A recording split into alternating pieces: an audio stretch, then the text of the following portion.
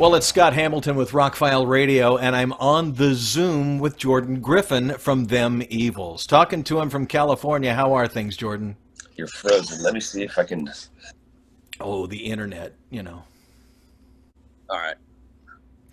Okay, so you guys 2 weeks ago released the brand new song. It's up on YouTube. It's on several radio stations already, but this has been in the works for a while, and with the whole COVID thing, this had to throw your plans into a little bit of turbulence.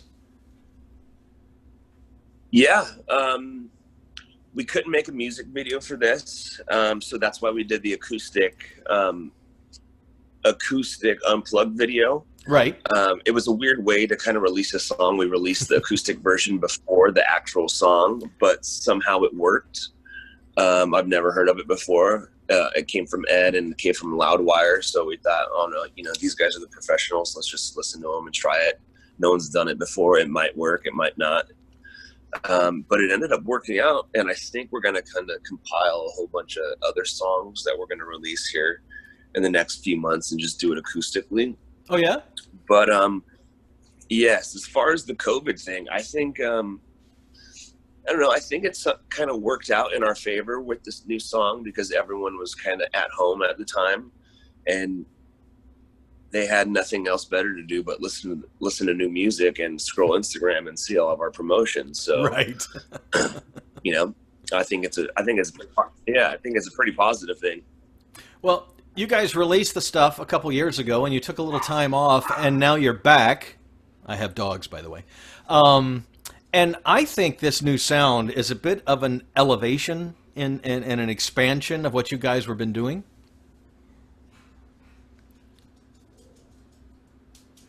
Yeah, totally. We've always been a classic rock inspired band. I just feel like with that, the demographic is very limited. We were doing well with it, but we weren't breaking through. So we wanted to kind of take a step in more of a modern direction, work with people who write songs in the modern, realm of music these days. So we worked with Aaron Thrasher and we worked with Aaron Edwards.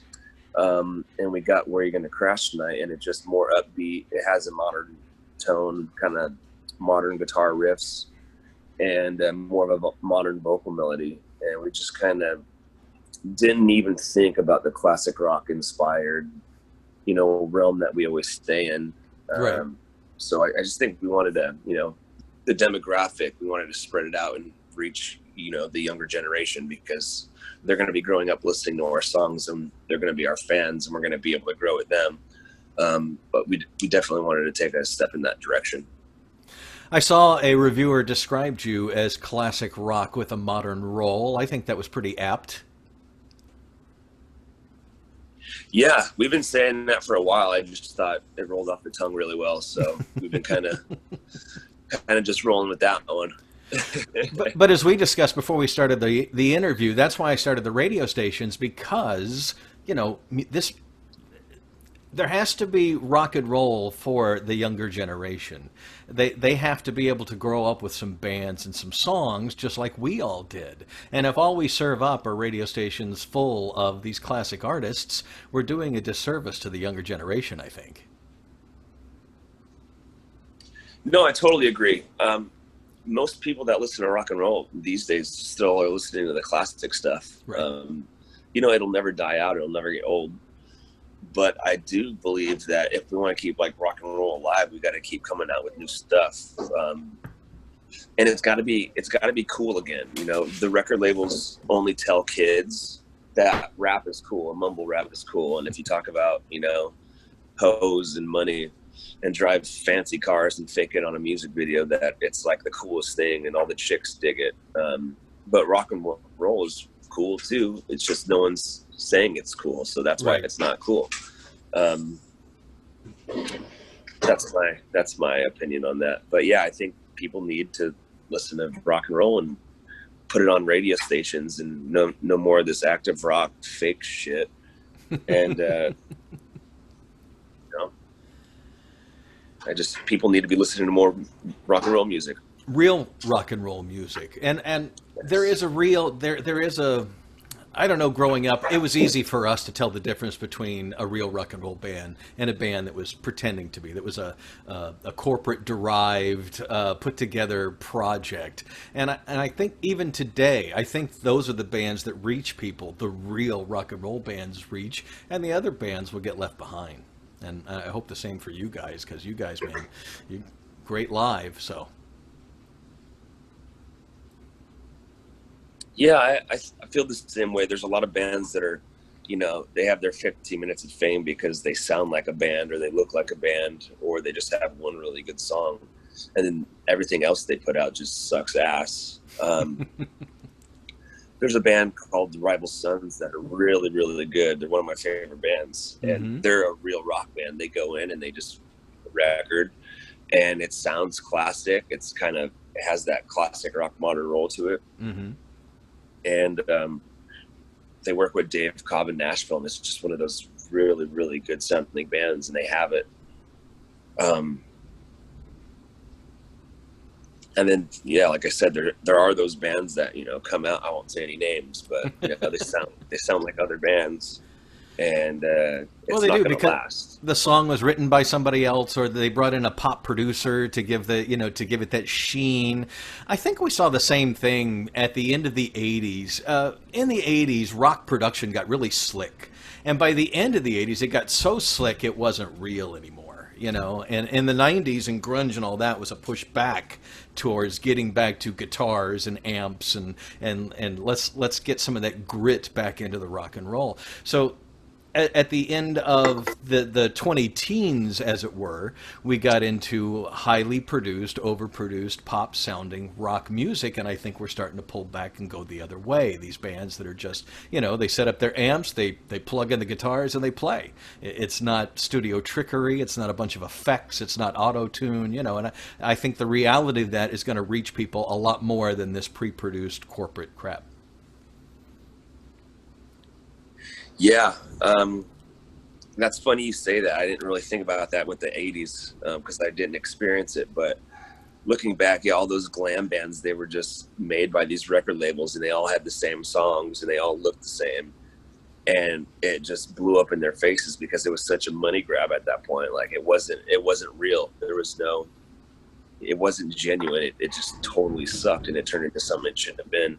Right. And then subversive things like Nine Inch Nails and Jane's Addiction came out of the late 80s, out of that and into the 90s, you know, and kind of brought back some real depth and oomph, some grit. Yeah. I mean, the grunge era is like my favorite. Nice genre. Alice in Chains shirt, by the way. Yeah, they're my favorite band. Yeah. Soundgarden, even Stone Temple Pilots, that core album just rips, and the DeLeo brothers are just so underrated. He's literally one of the best guitar players, one of the best like chord and riff makers ever, and he doesn't get the credit he deserves, which is unfortunate. Yeah. Funny, we were talking about some of their side projects like Army of Anyone and how good everything he does, you know, the riffs, the music, the chords, everything, structure, it's just all classic. I mean, he just keeps putting out great music, and you're right, totally underrated. And he's had a lot of success, but people still don't know his name, you know? Yeah, it's bizarre how that works. I don't really get that because all his bands kick ass and he writes great songs. I think Scott Weiland just kind of he was the face of the band and he kind of got all the attention. Yeah. And that took away from the DeLeo brothers, but STP wouldn't be the DeLeo or wouldn't be STP without him on guitar, you know? Right. Could not agree more. They also did STP with Scott Weiland. Mm-hmm. What's that? I said I couldn't agree more. But, you know, that's just how it goes. And then, you know, Alice in Chains, you got Jerry Cantrell and you got Lane just harmonizing the whole time. And you don't hear that today anymore. Nope. You don't hear that in new rock and roll. So, I mean, we kind of try to sprinkle that in our music. I wouldn't say, you know, rip-offs, but we pull inspiration from all that stuff. I was going to say, it's inspiration. That might sound good on this song. Like Larry or Jerry and Lane did it. Let's try that. Or this would be.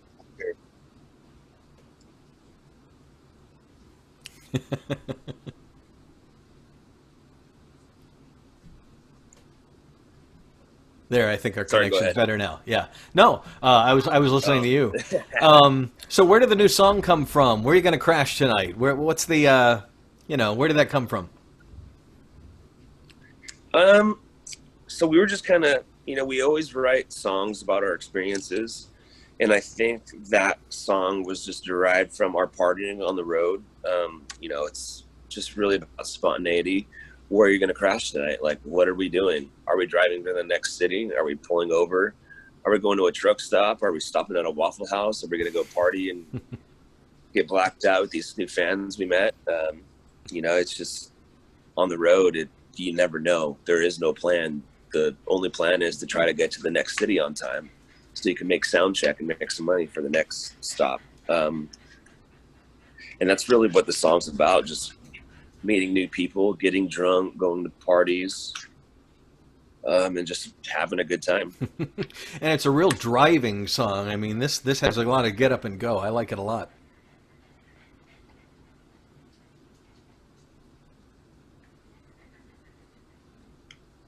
Yeah, it's very upbeat. The tempo's up there. I think the guitar riff helps with it, and the drum, the drum beat, and then we have like the little train chuggas in there with the snare. Everything about it's it's very driving. There's not really any lag in the song, which is something we wanted to, because Spotify plays unfortunately matter now. So I think it's one of those songs where people won't get bored for the first 30 seconds. So we'll get a stream on it, And it's fairly short too. you got to So think about that. Yeah, and you got to think about that stuff when you put out music these days. So there's just like a guideline of things you have to check off before you release a song. Like, oh, will it go on Spotify? Will someone skip it? Oh, you can't release that, or you got to take that part out. So it's just one of those things. it's part of the game, isn't it? It's part of the game. Which these days is changing. Then they throw a virus on top of you, and all right, now make some new plans with that. Yeah, good luck. Good luck. So what's next? But You guys we're working on some trying. new tunes? Yeah, so we're going through the mix right now. We're gonna master some songs. We're gonna go re-record some songs, and I think we're planning on releasing another one here within the next month or two. But Crash right now is doing so well that we might just hold off and let this one go for another like 2 months. And then, yeah, we're just going to kind of keep releasing songs. We're not going to do the album thing. I think that's kind of played out. I feel like nowadays people are going to listen to singles because people's attention spans are so short. And if they were to buy a record from us, they would just listen to it for a month or two and then go to the next band. As opposed to us releasing singles, they could listen to that song for a month, get tired of it, and then we could release another one, and then we our band again.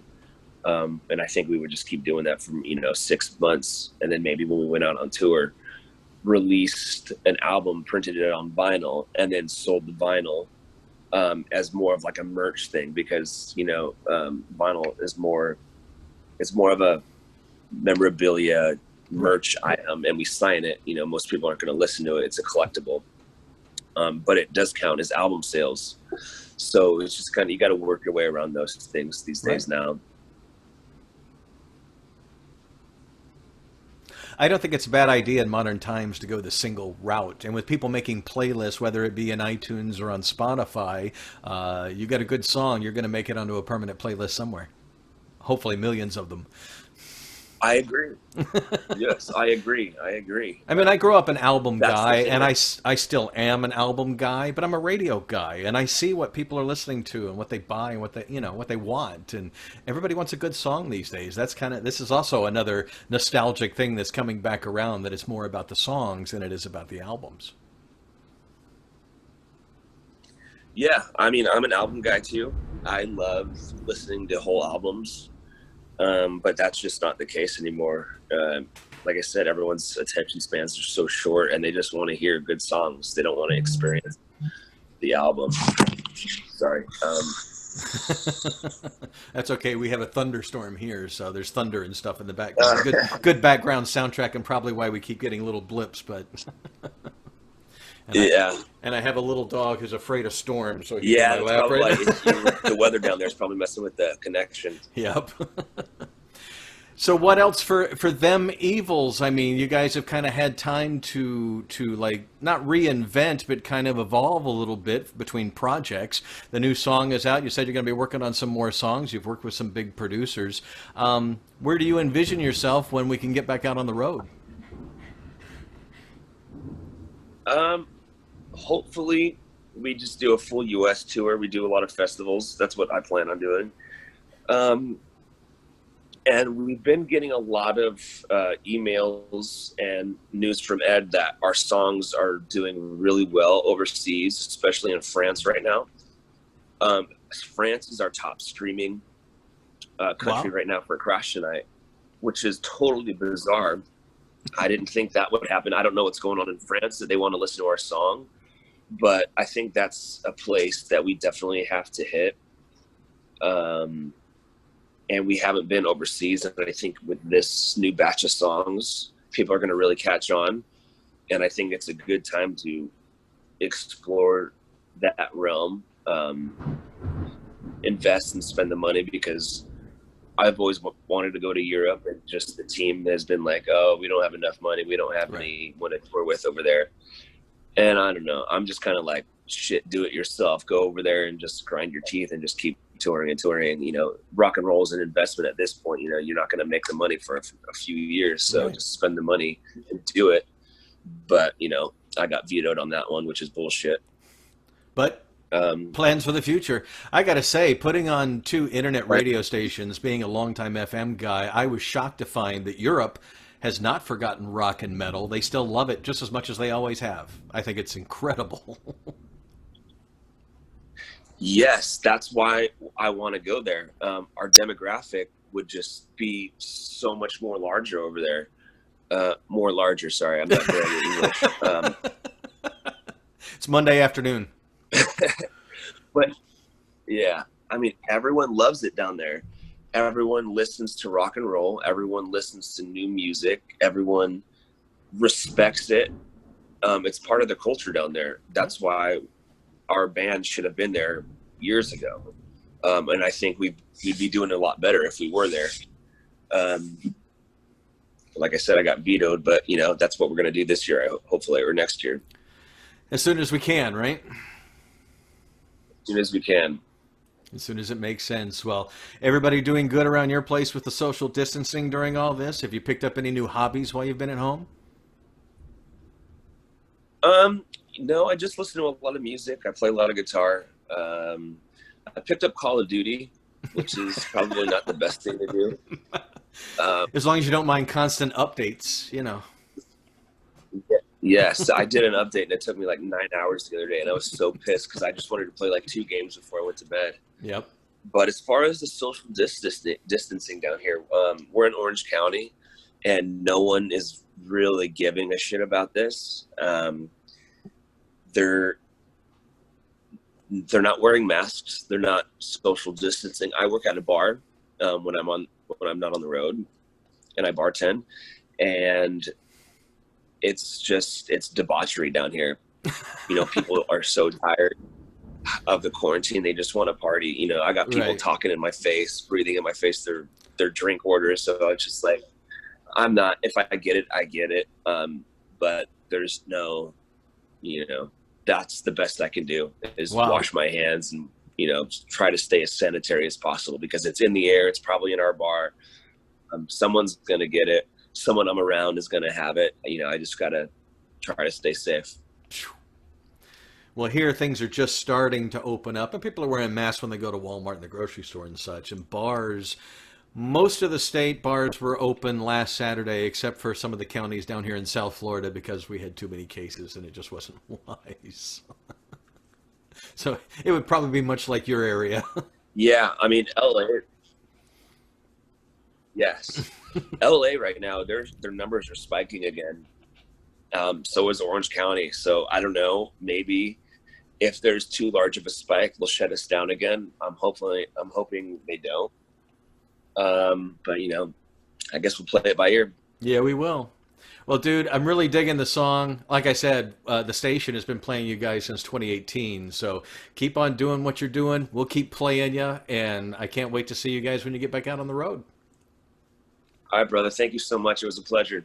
Yeah, definitely a pleasure. We'll do it again during more certain times. Yeah, right. Right. Hopefully, an in-person one. That sounds like a plan. All Take right, care brother. and thank Have a good you. one. You too. Thank you.